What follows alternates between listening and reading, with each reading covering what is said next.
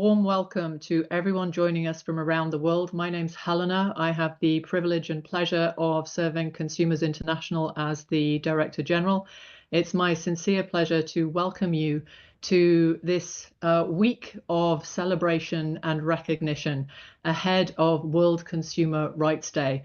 Every year on March 15th, consumer advocates, people who are working day in, day out in many different walks of life on consumer protection and empowerment, recognize the need for consumer rights in the marketplace. This happens every year, and what's wonderful is our members, Consumers International members who are consumer advocates, 200 of them in 115 countries around the world, pick a theme. They choose a theme that reflects the times, that reflects the most important topics for people everywhere in the marketplace. And this year, they have chosen a just transition to sustainable lifestyles. This is a crucial topic for all of us, and one which is not easy to achieve, but there is so much mobilization behind it, and I'm really excited to be able to welcome today a range of brilliant experts from all around the world to share with us how. I also want to flag that this year, 2025, is the 40th anniversary of the United Nations Guidelines on Consumer Protection. These are guidelines which governments aspire to, work towards, to ensure that consumers everywhere have access, have safety, have economic choice, have information.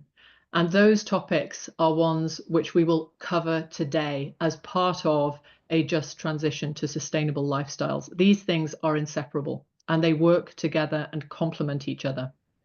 Before we get into the conversation, there are some housekeeping points for those on the call. If we can go to the next slide, please. Interpretation is available with thanks to our wonderful interpreters in French, Spanish, and Arabic. And then beyond that, on your Zoom channel, you should be able to choose closed captions. For interpretation, go to More in your Zoom channel and select Interpretation, choose the language. If we can go to the next slide, this tells you how to choose translated captions, and you can activate the captions button, set the My Speaking Language and My Caption Language to the language of your choice. And we do ask all speakers to speak clearly and slowly as we have audience and joining us from all around the world. We can go to the next slide. And you will see that this is on the record. We are recording this so that we can both learn amongst ourselves and share. We do have an event code of conduct, which all have adhered to by joining the session. And we have a Slido approach in the background. So please have your phone to hand so that you can use the QR code that will show next. We have two questions for you. One is a poll that we will show a little bit later in the session, asking your opinion about the key changes that need to be in place. And we open the Slido so that you can comment at any point, and we'll summarize and synthesize those comments for you, playing them back after the session is over. So in front of you, you can see that QR code. Please do scan it now if you would like to participate, and we hope you will. So I believe I have efficiently done the appropriate housekeeping. With that, I believe we can bring the slides down.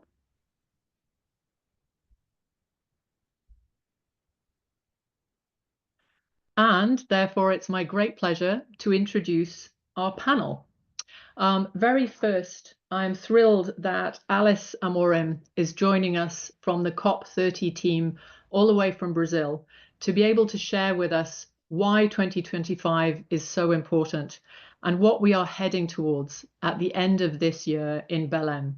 Alice, thank you so much for joining us. Perhaps I can hand to you to share with us sort of what your hopes are, and also why is the consumer perspective so important in that journey. Alice.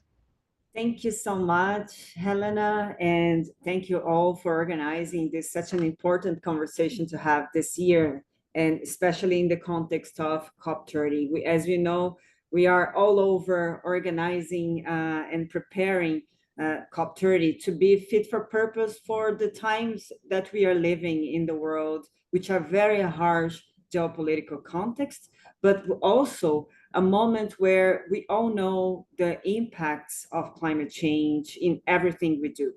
So one of the ways we are looking and hoping that this COP can deliver some kind of different context to the world and inspire much more action is to actually make a movement towards broader implementation of climate action, not only into the mitigation agenda, let's say to reduce greenhouse gases, but also on building resilience. And building resilience goes all the way also to different sustainable lifestyles, because we need to rethink everything, the way we build our cities, the way we consume, the way we behave in every single aspect of our lives. So to do that in a way that at the same time we tackle the climate crisis, but also reduce inequalities, it goes to what? To the heart of the just transition. So it's very good to see that the movement has chosen just transition to touch upon this year, because at the end of the day, this is the critical element that we need to look at in the next 10 years or so, also in the climate space, always also on at the COPs and so on. But how to do that? This is the big question that we have all been asking ourselves. This is at the core of the agenda of COP30, as we do have a just transition mandate. I hope we're going to see, and hopefully probably going to see consumer groups submitting ideas on how can we approach from a country perspective at the global level the implementation of those just transitions, because they are so different based on different sectors, in different countries, in different realities, that we do need much more on the ground knowledge on how to do that. And what one point I wanted to make in that, it's one part of this the story is what can countries do with their NDCs, with the climate plans, in terms of creating incentives for sustainable lifestyles, creating regulations, and so on. This part, I think, it's part of what we are seeing in the NDCs and the pipeline that's going to come with COP30. But the other part of that is the demand side. So we do need across the board all different kinds of demands for more sustainability, be it from reducing the consumption of fossil fuels in general, but also looking into lives that are not consumer-led only, let's say not based on public policies that can deliver public goods and also protect the humanity to the climate crisis and so on. So this is going to be at the heart of COP30, and we welcome very much all the inputs and the ideas from the group, and I'm looking forward to hear the other ideas. Thank you. Wonderful. Thank you so much, Alice. And I think you'll find that the consumer movement around the world is very much keen to provide those ideas that actually are workable. So we're going to talk here about affordability, availability, accessibility as part of those solutions. Joyashri, you are the Distinguished Professor at the Asian Institute of Technology. More importantly for us, perhaps, if I can say that, you've been part of the IPCC group that has really focused on demand, and this sense that actually 40 to 70% of the solutions can come from demand side changes. Could you tell us a little bit more about how has that thinking evolved? How are demand side solutions being addressed and adopted as they should, and where do we need to go next? Yeah, actually, this is the sixth assessment report of Intergovernmental Panel on Climate Change, which got published in 2022 and 2023. 2023 was the synthesis report published, for the first time included a dedicated chapter on demand measures and services and linkages to the well-being. This is, I would say, is an outcome of enormous number of scientific literature from all over the world showing evidence and arguments in favor of demand-side solutions. It showed that demand-side solutions have the potential to reduce, as you said, greenhouse gas emissions from end-use sectors by 40 to 70% by 2050 without compromising service levels and with improvements to well-being outcomes across multiple indicators such as health, nutrition, etc., and demonstrating strong synergies with the Sustainable Development Goals. In the report, we could demonstrate through demand-side actions, it is possible to maintain high well-being with low energy and material demand. Due to high market volatility in the energy and materials and geopolitical tensions, policymakers are struggling to ensure the energy supply security for clean and affordable energy. And lowering energy and material demand reduces the supply need, which can be more easily decarbonized. By deploying various renewables and other granular low-carbon service delivery mechanisms, this can be done. And this helps in reducing the need for reliance on uncertain large-scale carbon dioxide removal technology promises. Demand-side solutions distinguishes, this really needs to be understood well, between measures which aim to avoid the demand for certain goods and services and shifts the demand to more resource-efficient forms of provisioning and also help in improving the efficiency of service provisioning. One of the key messages that people or individual can contribute significantly, we hear everywhere, but without access to infrastructure and technology and policy support, it will be extremely difficult for individuals to deliver what they want to deliver. People are motivated, but often do not have enough information on what they can do. It is important to create enabling conditions so people can make choices which are aligned with climate mitigation and sustainable development and are inclusive. There is inequity in consumption levels, which we cannot ignore. Bottom 25% of population do not have access to basic decent living status also. So the chapter 5 of IPCC Working Group 3 report showed that there is robust evidence and high agreement that the wealthiest 10% of people are responsible for 34 to 45% of consumption-based household emissions on all continents. What can be done about this lock-in? After all, wealthiest 10% are the ones that in many ways set the bar for what others aspire. Although we all know that many of these consumption are just status consumption, has nothing to do with the health or well-being. We have seen that over past 40 years, various innovations and promotion of energy efficient technologies through various policy support has helped in reducing energy need in consumption and production processes. We have seen electric vehicles have been made accessible, but mobility in electric vehicle have helped in improving air quality in cities. But all these are still can only lead to incremental changes. To avoid emission, city design with walking lanes, cycling lanes, enable people to adopt a lifestyle change in mobility. Some examples are also there to show how outright ban on cycling in mega cities create inequity, which is contrasted with policies which plan for road space to allow active mobility with safety. Comfortable, safe public transit system has made it more socially acceptable. I'm just giving all these examples which are both in developed and developing countries we have noted down in the IPCC report. Now, how building design which uses daylights, proper insulation has changed space cooling and heating demand. For healthy thermal comfort, default setting of the conditioning systems can be technically provided to avoid overcooling and overheating. Subsidy policy has changed uptake of efficient lighting, cooking appliances in many, many countries. New food service policies in hotels and restaurants allow people to make meal plans that do not lead to waste. By just reducing the food waste, we can reduce 40% of emissions. Many businesses add price tag if meal is wasted.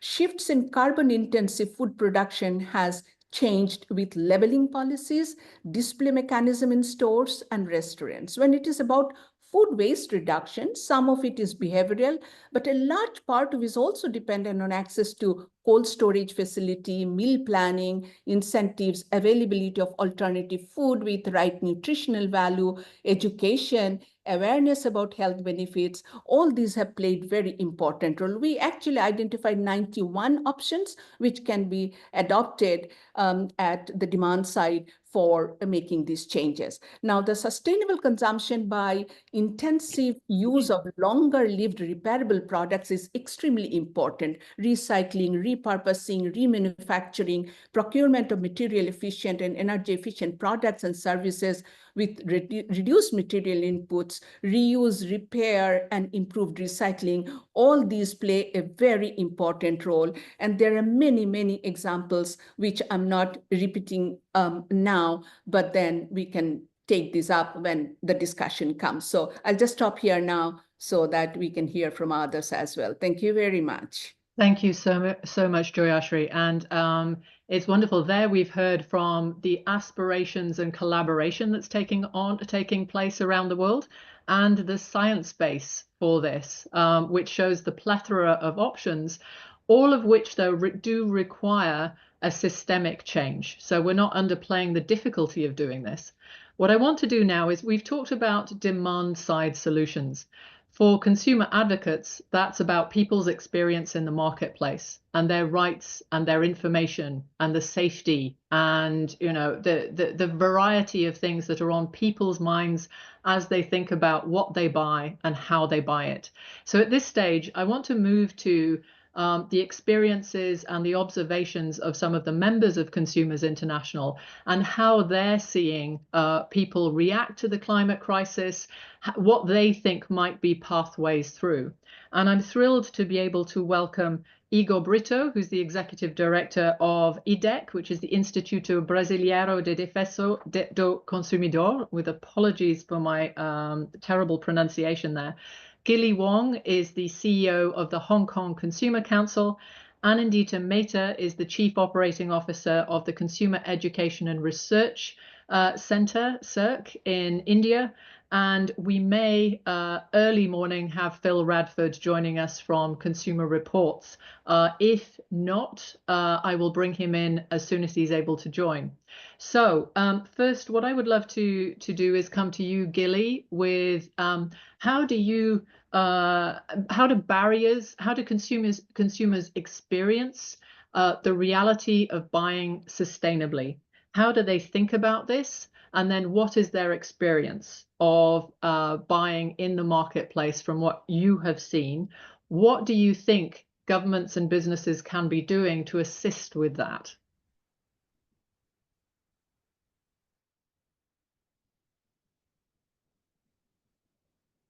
All right, thank you, Helena. I think, you have a chain of questions here, but first look at, the consumer behavior first. Although everyone knows the fact that climate change is affecting us, is affecting the whole world with many, many side effects, but in reality, how consumer responds to that is very split, because some could be pioneer, and some, could be, it is none of my business.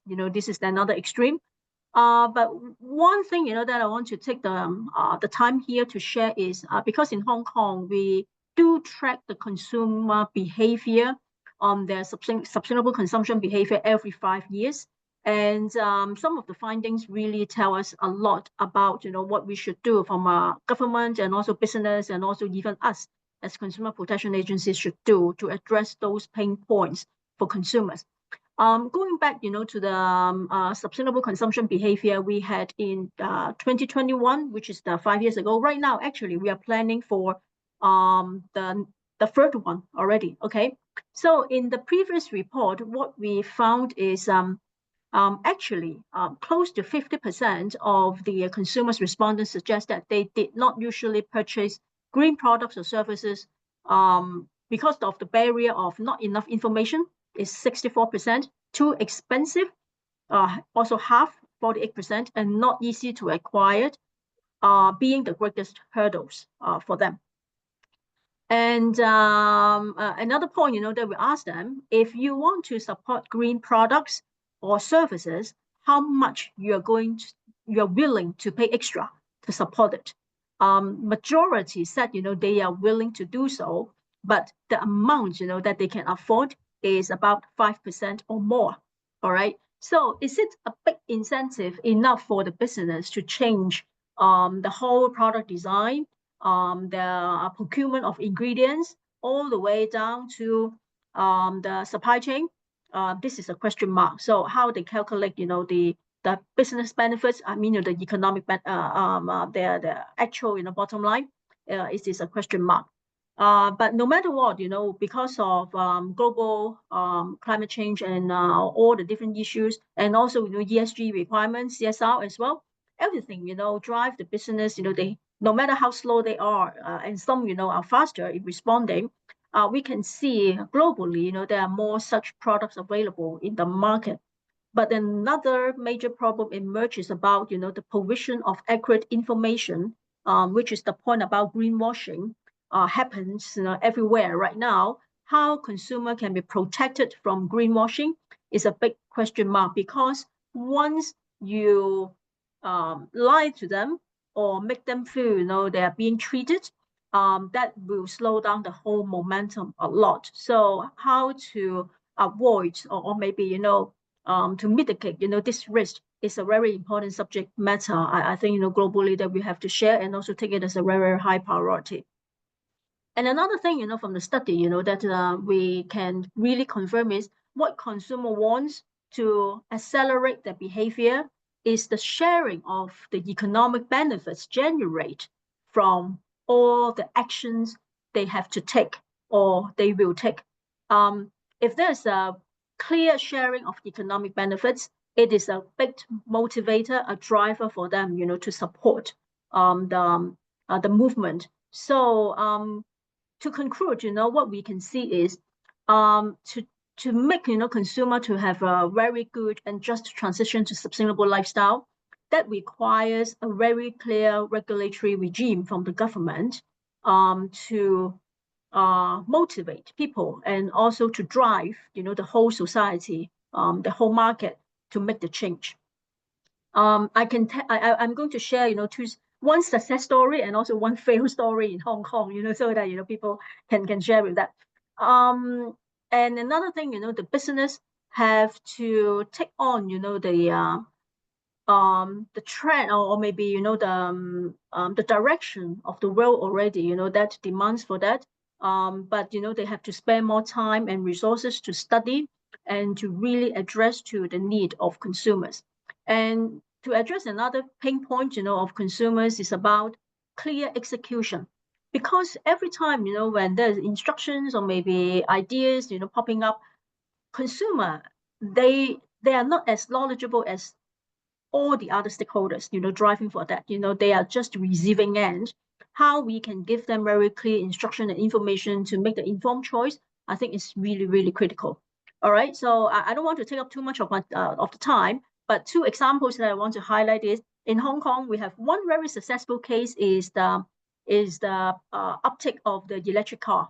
Probably we are the fastest market, apart from the mainland China, we are the fastest market to pick up EV. And for EV right now, about 12% of our car population, number of cars on the road, they are EV already. And of course, facing the challenge of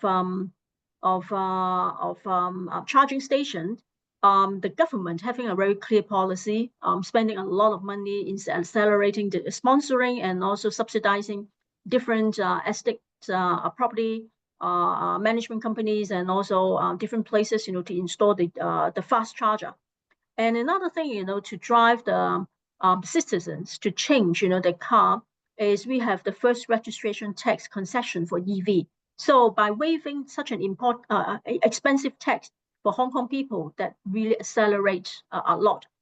Just to give you an idea, on average, people, because the tax in Hong Kong is very expensive, people can save $40,000 for buying one car. So you can imagine it is a huge incentive, to drive people to change. And by providing the facility for them to maintain and also to charge up the car, especially the fast charger, it's very important, to meet, the climate goal that we set for the world and also for ourselves.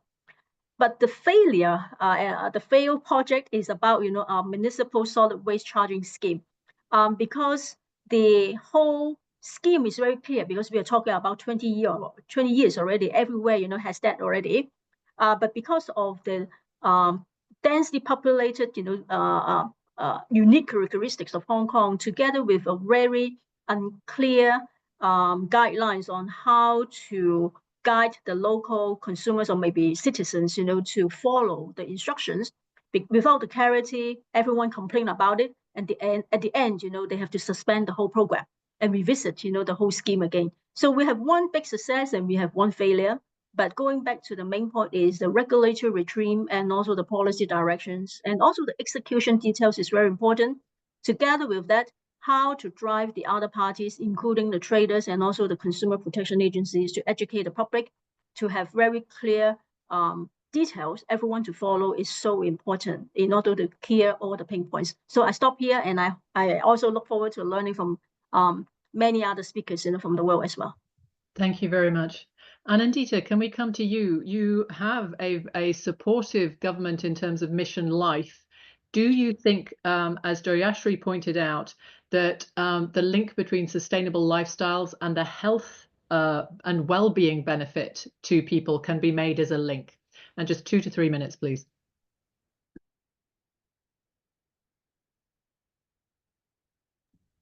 You are on mute, Anindita, if you can come off mute. Thank you. Yeah, thank you, Helena. And very interesting question there.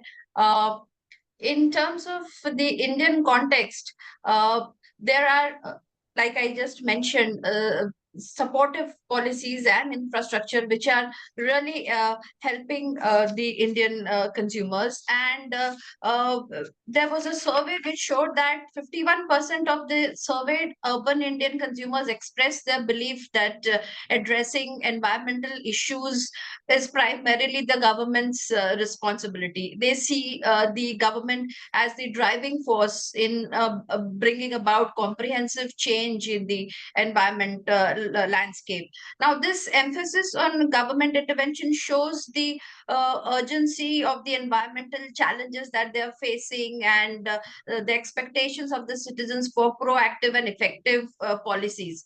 So there are three important government programs and policies which are really making impact in India. One is, as you rightly mentioned, Mission Life, which, of course, talks about the demand side intervention, as Joyshri very pointed out, and in 2024, the UN Environment Assembly passed a resolution on promoting sustainable lifestyles as a way of living, social behaviors and choices that minimize environment degradation while supporting equitable socio-economic development and a better quality of life. And that is exactly what we are looking at when we talk about transition, just transition to sustainable lifestyle.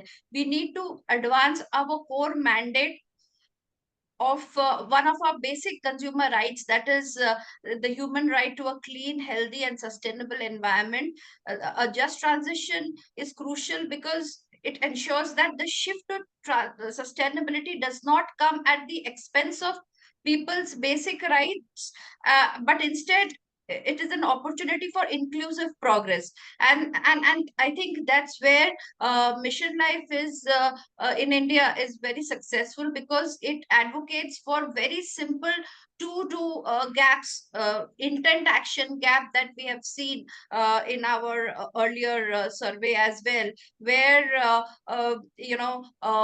even though 94% of consumers want to make that shift, want to make that change, but they are unable to because of the barriers such as affordability, accessibility, and availability of sustainable goods and products. So Mission Lives gives very simple 75 to do actions which the consumers anywhere, irrespective of their caste, gender, socio-economic background, can inculcate in their everyday lives. These are such simple steps, and which if according to UNEP, even if 1 in 8 people in the world adopts these 75 simple actions, global carbon emissions can be reduced by as much as 20%.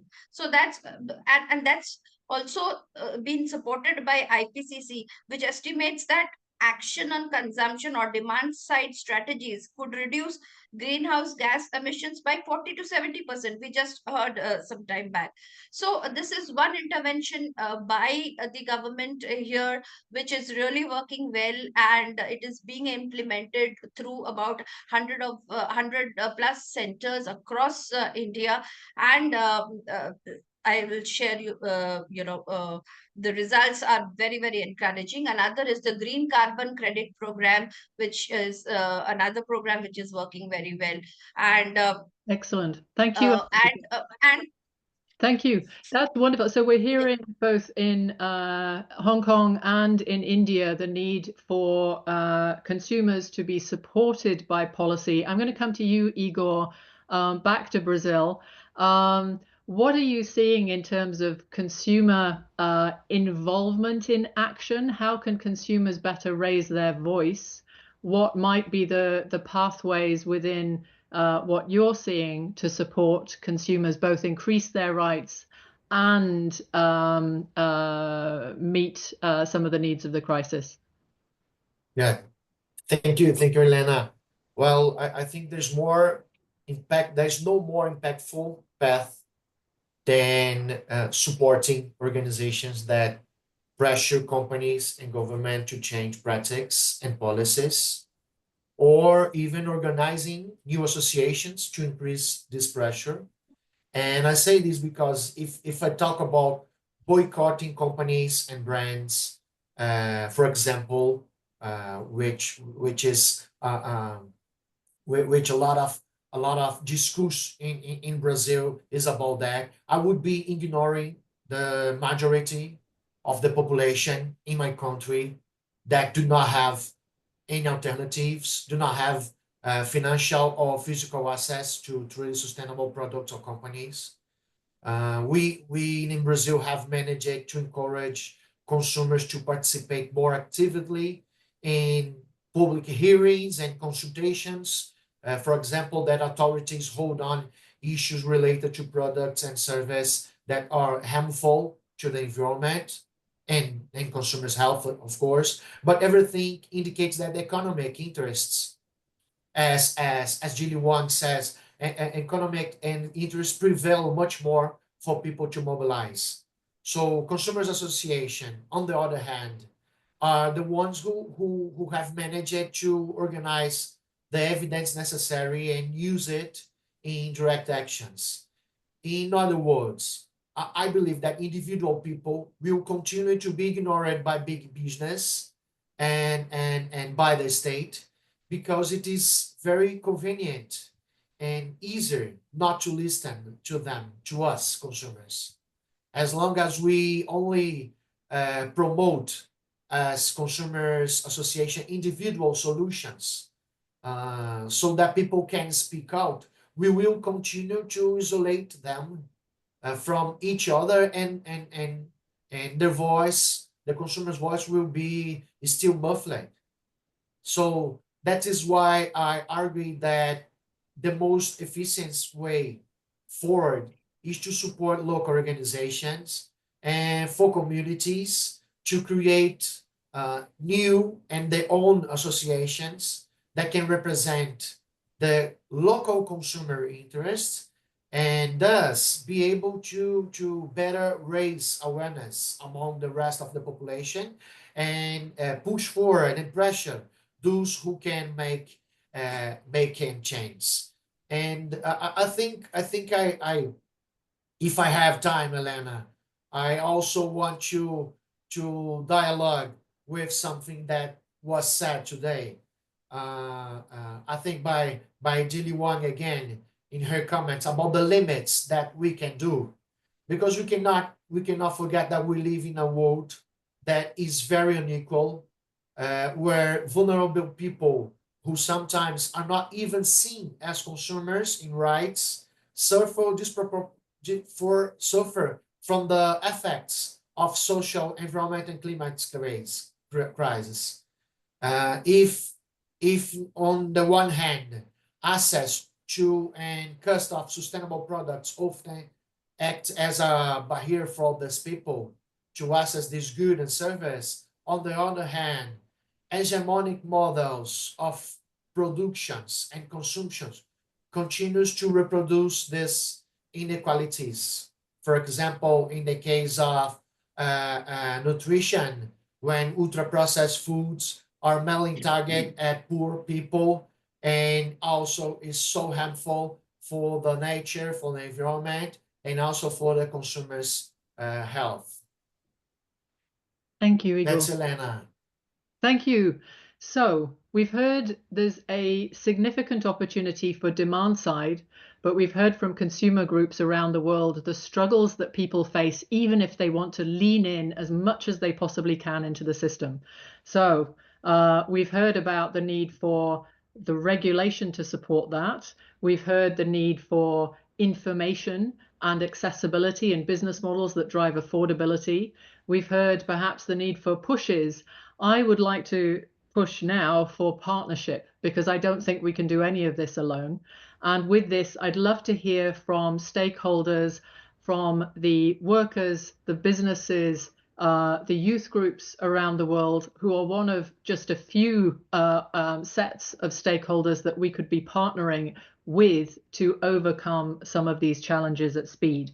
I'm thrilled to be able to invite and welcome Luc Triangle. He's the Secretary General of the ITUC, that's the International Trade Union Confederation, which represents how many workers around the world, Luc? More than 200 million workers around the world in 170 countries. So we are the global trade union umbrella organization organizing all the workers' organizations. So thank you very much, Helena, and good to see you again, because we meet regularly. And I think we do have a common agenda. Obviously, we look at all these debates from the worker side. Just transition as a concept has been launched already in the 90s by the trade union movement, because obviously we support the climate action. There cannot be any doubt about that. But we need to make sure that we keep the public support for this climate action, because it affects people and it affects workers. So first of all, many consumers, most consumers are also workers. Let me start with that angle. And that means that workers, for instance, in extractive industries or in energy intensive industries or in energy sectors as a whole are affected by climate action. Many jobs will change or many jobs will disappear. And we are not talking here about a few hundred thousands. We are talking here about tens of millions of jobs are changing or are at risk. So when we talk about just transition, then it's clear that we say, okay, make sure that no one is left behind, because this slogan has been used so much and so often, but do we really deliver on that? Is really no one left behind? Well, our observation today is that despite a lot of promises, that's still not yet the case. There are mines closing, there is change going on, and people do not have an alternative, a new job. So when we talk about just transition as workers, we talk about the need for being at the table when the transition is discussed, social dialogue. I'm not going into more details because of the time, but social dialogue is a first condition. Secondly, we need to create new jobs in the regions where the jobs are disappearing or are changing, because the alternative for people cannot be that their sons or daughters have to move out of the region because there is no local employment anymore. Thirdly, we need to have indeed also systems of social protection. When you're 58 and your job is disappearing due to climate action, well, what kind of social protection do you have? At the moment in the world, nearly 4 billion people don't have any form of social protection. So they are left behind in many of these transitions. And fourthly, we also need to discuss skills and education. That's a topic that is often used by employers, and we agree on that, but it's not only skills and education, because you have nothing to do with skills and education if there are no new jobs for you created. So just transition is needed to keep the workers' support in this climate action, because they are also consumers. On the other hand, we also have to make sure, and it has been raised already by previous speakers, that people can still consume in the future. So access to products and just access to affordable energy are indeed a number of the topics that we also see as important in the whole transition. We have been talking about electrical vehicles. Well, go to the market, look into the car shops and see what the price is today of an electrical vehicle. It's far too expensive to be affordable for consumers. And so in that sense, they are still going for the fossil fuel car or for the combustion engine car, because that's still cheaper. So all that is making the link between workers' interests and consumer interests. And I would like to conclude, Helena, by raising the issue that also has been raised by the Brazilian colleague in his intervention. It's the inequality in the world today, because we are here. What are we discussing? The agenda of the global north, or are we discussing the agenda of the global south? So depending on where you are today in the world, climate action and your needs are very different. What we see today is that in a number of countries, or in many countries in the global south, there are just no means to create a just transition. 70 countries in the world are today in sovereign debt and in a debt crisis, and are actually virtually bankrupt. So how can these countries, these 70 countries, generate resources in the countries to create this just transition, and to make sure that not only workers are picked up in this transition, but that consumers also can still pay the products that they need? Because what we should not accept as movement is that this whole transition and sustainable lifestyles are accessible for only the happy few. Yeah, so that's the risk today. And so we need to make sure that this agenda is an agenda where we make sure that everybody can continue to consume at prices that are affordable, and at the same time also making sure that they can buy products that guarantee a good climate action in the future. So I think with this, I'm not going into more details here, Helena, but I see a close link between a worker and a consumer, because they are actually at the same time two in one person. And we need to make sure that we take care of their workers' agenda and about their jobs for the future, but we also have to make sure that they can afford a sustainable lifestyle at an affordable price. Thank you very much. Thank you, Luc. Thank you very much for joining us. I'd love to go now to Maria. Maria Mendelucci is the CEO of the We Mean Business Coalition, which is a fantastic coalition of businesses that are joining together with the goal to halve their emissions. And so they are very much on board with this concept of the just transition. Maria, thank you for joining us today. You've heard from consumers, you've heard from workers. How do we join together? How do we create that side of an economy that functions for planet and people? Where do you see the biggest opportunities? Well, thank you. It's been really interesting. I'm quite interested in this point about affordability of new technologies, because I'll start with a personal example. I bought my car last year and I look at the different options, and I didn't go to the high end, not to the cheap one, but electric vehicles was the cheapest of the options I had at the time. And And then one year I was looking at the stats, I have saved 2,000 euros by driving electric. Now, I think I'm privileged because I can charge my vehicle at home, and I don't think that's what everybody's can do that. And also I'm privileged that I could afford some of the upfront cost, even if I paid with a leasing, which was a zero cost.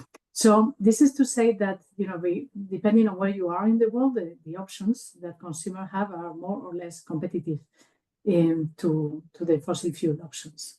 Now, what I want to talk to you is about the transition, energy transition, and how can this be good for also for sustainable consumption, and what kind of policies do we need for that to happen? Because renewable energy is cheaper.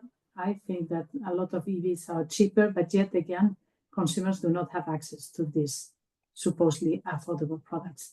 And the issue is that there is a huge upfront cost that many consumers cannot afford.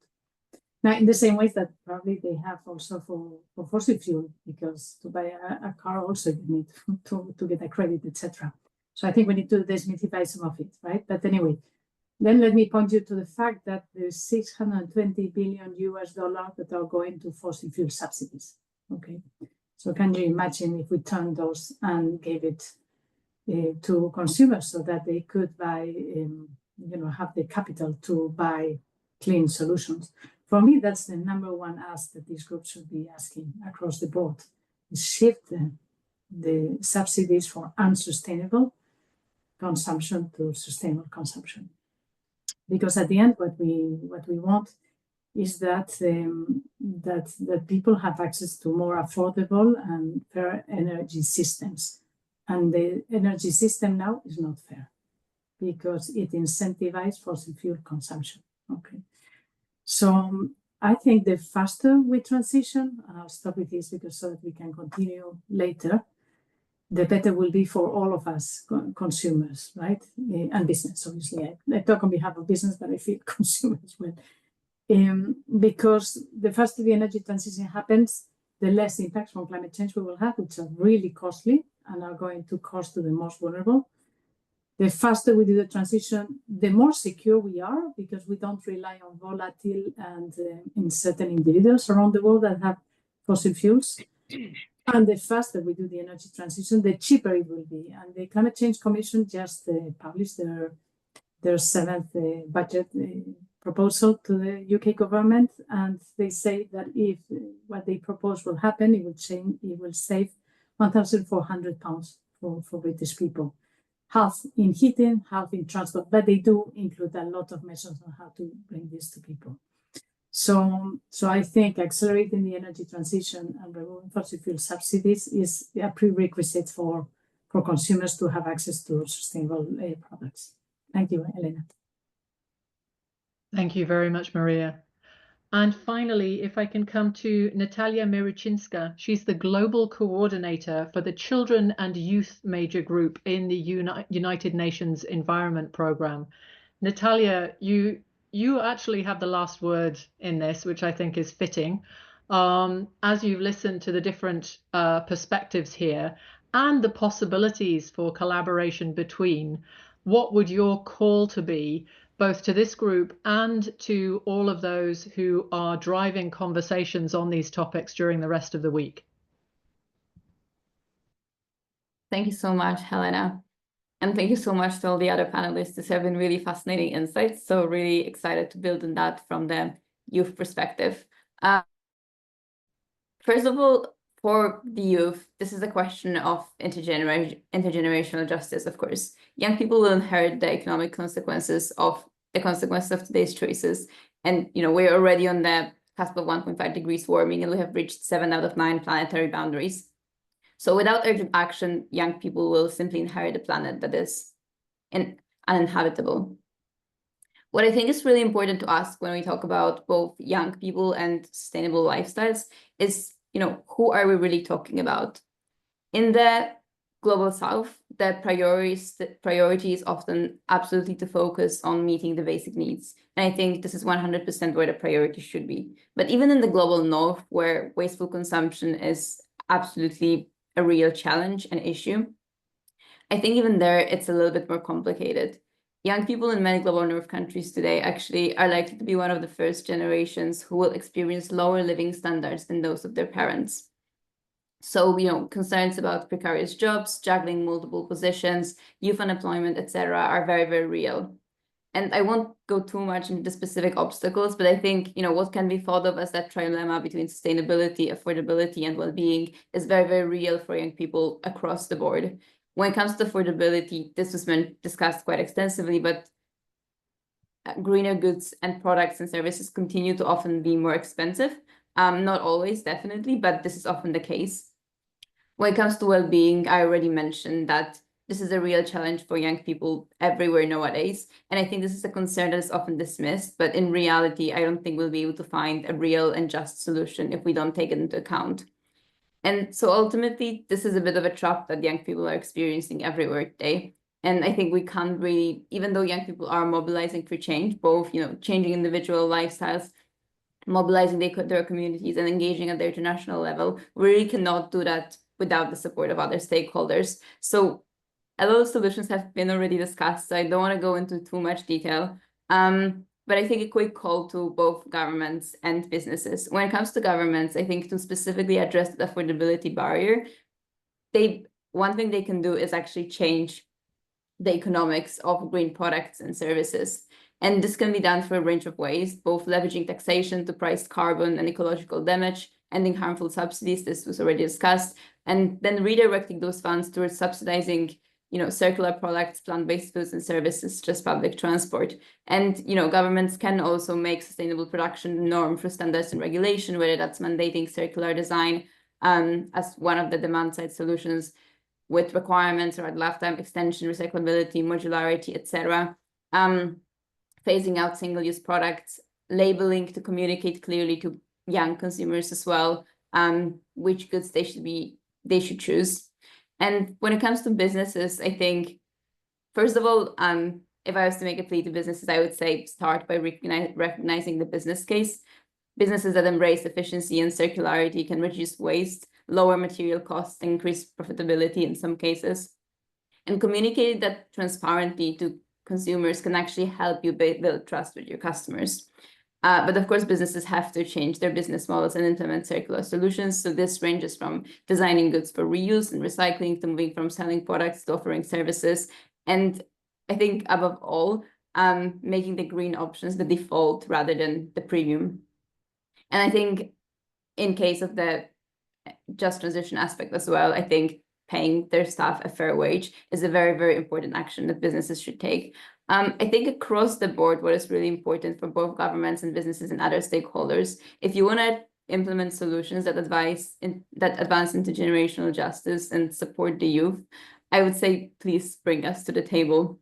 And especially if you're going to set up a youth advisory body, make sure that there is someone in your organization that actually is responsible for making sure that the insights or recommendations from those youth advisory bodies that are becoming increasingly popular actually have to be implemented in the organization. And I think the last thing that I would end with is to say that, following some of these discussions, it's sometimes easy to feel like, oh, there's such a wide range of solutions and it's hard to choose for both governments and businesses what exactly they should do.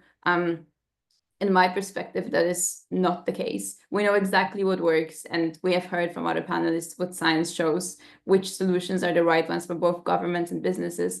And there's also no silver bullet, so we shouldn't expect that a single solution will actually make meaningful progress in the transition. Rather, we have to actually make a wholesale systemic transition with all the solutions that have been discussed so far for both governments and businesses, and really in that way push the systemic shift. Thank you so much.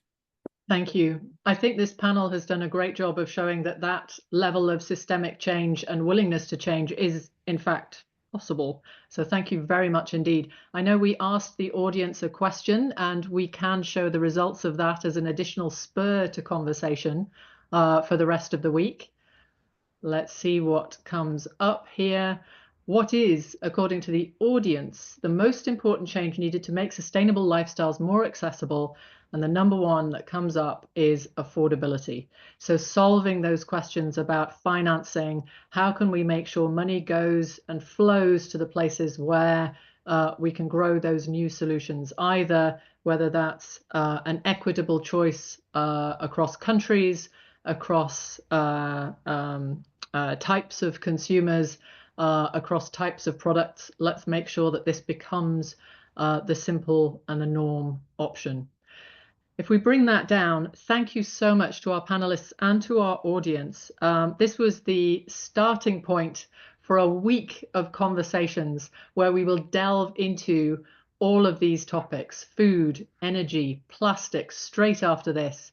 The circular economy, what does that mean? What does it look like? And all of the different aspects of accessibility, affordability, availability. Thank you so much for enabling us to raise all of those issues. And really, it all comes together as, for us, perhaps the next generation of consumer care and safety. And as Igor pointed to, an opportunity for a very exciting economic model and meaningful growth. If I could say, please not just join the sessions, but on March 15th, think about your own individual choices in the marketplace and what it means to be a consumer these days. Feel free to express yourself. And please, as we go forward, let's make sure that we continue this collaboration to build real sustainable lifestyles that are accessible, so we have an economy that's fair, safe, and sustainable for everyone. Thank you so much. We look forward to seeing you during the rest of the week and to staying in touch in the years ahead. Take care.